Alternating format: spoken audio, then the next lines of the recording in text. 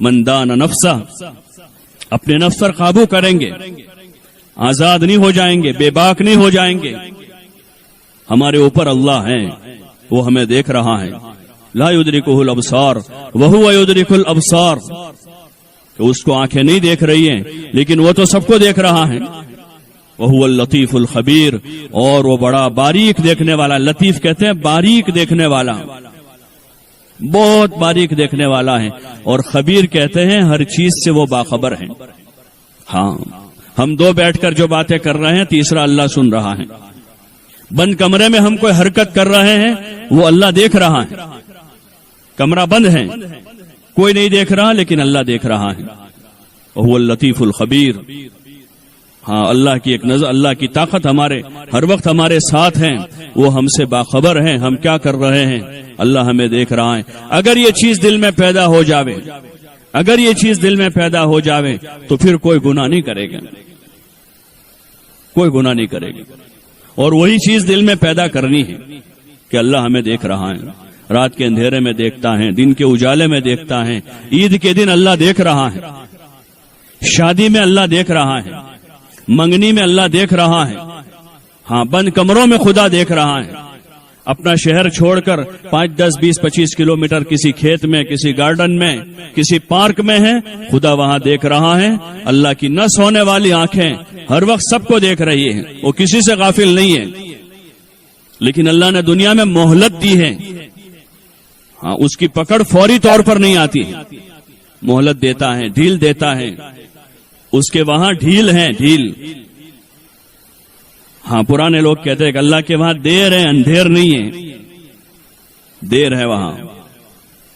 وہ دیکھ رہا ہے سب کو کہ کون کیا کر رہا ہے، کون مجھ سے ڈر کر گناہوں سے بچتا ہے اور کون بے باک اور آزاد ہو کر گناہوں کی طرف جاتا ہے۔ اللہ دیکھ رہا ہے، اور فرشتے سب کچھ لکھ رہے ہیں، سارا لکھ رہے ہیں۔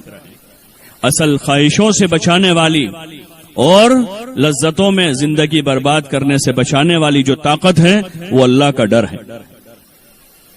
اپنے اندر اللہ کا ڈر پیدا کریں کہ اللہ ہمیں دیکھ رہا ہے، اسی نے پیدا کیا ہے۔ ہم کچھ نہیں تھے، ہمارا وجود نہیں تھا، ہم کچھ بھی نہیں تھے، کچھ نہیں تھے، اس میں سے اللہ نے ہمیں کچھ بنایا ہے، اور وہ اللہ ہمیں دیکھ رہا ہے۔ اس نے یہ زندگی برباد کرنے کے لیے نہیں دی ہے، یہ زندگی آباد کرنے کے لیے دی ہے، یہ زندگی بنانے کے لیے دی ہے، یہ زندگی گناہ کرنے کے لیے نہیں دی ہے، اچھے اچھے کام کرنے کے لیے دی ہے کہ زندگی میں اچھا کام کرے، اللہ پر ایمان لاویں، رسول صلی اللہ علیہ وسلم پر ایمان لاویں، اللہ رسول کی اتباع کریں، اور زندگی میں اچھے اچھے کام کریں۔ ان اچھے کاموں کی بنیاد پر اللہ سب سے پہلے دنیا میں عزت دے گا، ہاں، قبر کو راحت کی جگہ بنا دے گا۔ میدان محشر میں جب سب لوگ حساب کتاب کی فکر میں اپنے گناہوں کے بقدر پسینے میں ڈوبے ہوں گے، اس وقت اللہ تعالیٰ ایسے لوگوں کا اکرام کر کے ان کو ان مشقتوں سے بچا کر ایک طرف کر دے گا، اور پھر اللہ پاک اپنے مہمان خانے میں جگہ دے کر ہمیشہ کی راحت کی جگہ جنت میں اللہ پہنچا دے گا۔ یہ اس کا صلہ ہے۔ اس لیے کوشش کرنی چاہیے کہ اپنے نفس پر قابو کریں۔ الکیس من دان نفس، عقل مند وہی ہے۔ چاہتے پوری کرنا عقل مندی نہیں ہے، ہوشیاری نہیں ہے۔ ہوشیاری یہ ہے کہ اپنے نفس پر قابو کریں۔ وعمل لما بعد الموت، اور ایسے کام کریں جو ہمیں ماں بعد موت کام لگے، جو ہماری قبر کا ذخیرہ بنے، جو میدان محشر میں اللہ کے سامنے عزت کے ساتھ کھڑا کرنے والے عمل ہوں، اور ایسے عمل ہم اپنے ساتھ لے کر جائیں کہ جو قیامت کے دن ہمارے حق میں جنت کا فیصلہ کروا دیں۔ اس لیے اپنی زندگی کا نظام بنانا ہے۔ حضور صلی اللہ علیہ وسلم نے ہمیں پیدائش سے لے کر موت تک زندگی کا ایک نظام بتایا ہے، اس نظام کو ہمیں سیکھنا سمجھنا ہے۔